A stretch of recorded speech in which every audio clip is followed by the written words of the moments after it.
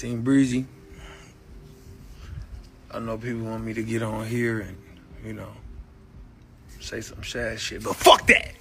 We kicking their ass, goddammit. We ain't letting up. I'ma keep my foot on their neck, and we ain't stopping. You hear me? We doing this motherfucker tour. More shit to come. I'm not gonna tell you what's more to come, but it's coming at the end of the day. I don't give a fuck what these niggas is talking about. I know exactly who my fans is, and I know exactly who hearing this album. If you not my fan, I don't want you to listen to my shit. Go listen to motherfucking Zara Larson or somebody. Fuck them. It's your man Delvin. Welcome to Delvin's Room.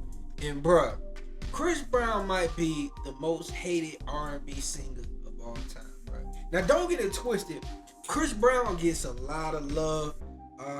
He got people paying $1,000 at the meet and greet, so Chris Brown is definitely loved.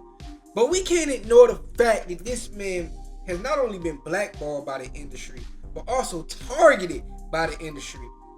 And with this new article that came out from Pitchfork that gave his new album Brown a 1.3. What? I just heard the Chris Brown album, bro.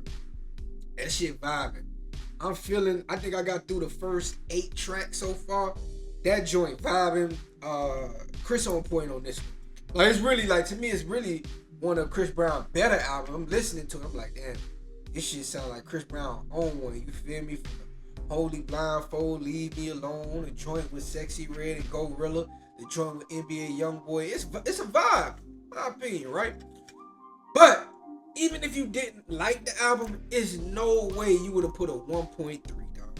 There's no way. Especially when you rated Sexy Red, Ice Spice, and a lot of other artists that people wouldn't consider the most artistic, and you rated their albums very high, and then you rate one of the most talented artistic artists since Michael Jackson, you give him a 1. What reality are we living in? You feel me? Like, what's going on for real? You know what I'm saying? Like, but it's many people are starting to notice it's a clear vindictive effort to take Chris Brown out. You feel me? It's clear as day. When you rate that man album a 1.3 and you start to see people online, you know what I'm saying, that ain't got no profile pictures, don't like that Chris Brown album, don't buy that Chris Brown. It's like, hold up. Who's programming these bots to go against Chris Brown? You feel me? I'm calling conspiracy, dog. I'm calling conspiracy. Because when you talk to people, people feeling Chris Brown. But then when you go online, there's so many people that have issues with Chris Brown. It's like, so what's really going on here? You feel me? And as we can see, Chris Brown is fed up with that shit. You feel me? And I feel him. The thing that people like myself and others always gonna look at the situation with Chris Brown is, we're gonna be like, bruh, Chris Brown is always gonna be hated, but that man's talent is one of the best, right? And it's like, the strange thing is, as accomplished as he is, as much as he done got, he'll be a lot bigger if people didn't have these agendas against this man. And that lets you know, damn, boy, Chris really be on his shit. Because if he's able to pull off stadium tours and this nigga's being blackballed, he's getting no help from the industry. They don't fuck with this man. They don't want this man doing what he's doing, but he's still doing it. Shit, could you imagine if he was getting backed by them sponsors and shit?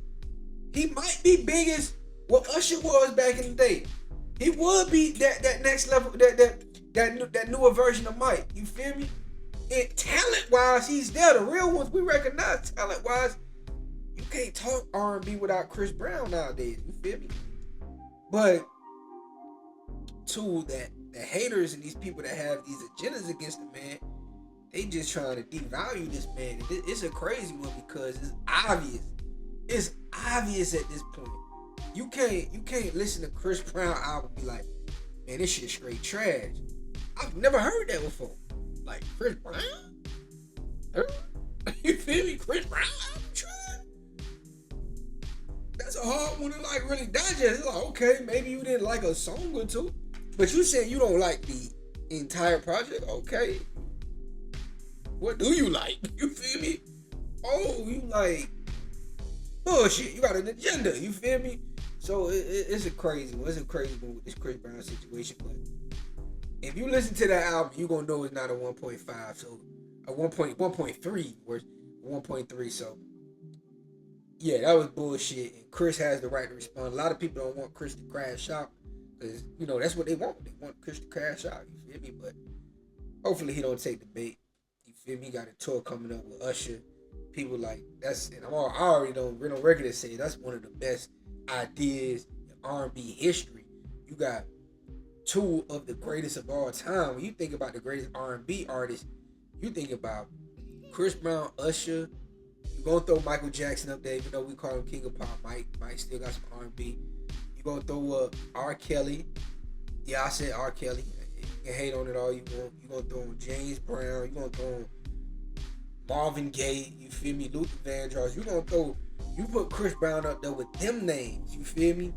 So to say that somebody that's that important is a 1.3, damn that disrespect culture. Can't let that happen. Can't vibe to that. It's your man Delvin. Delvin's room to the next one.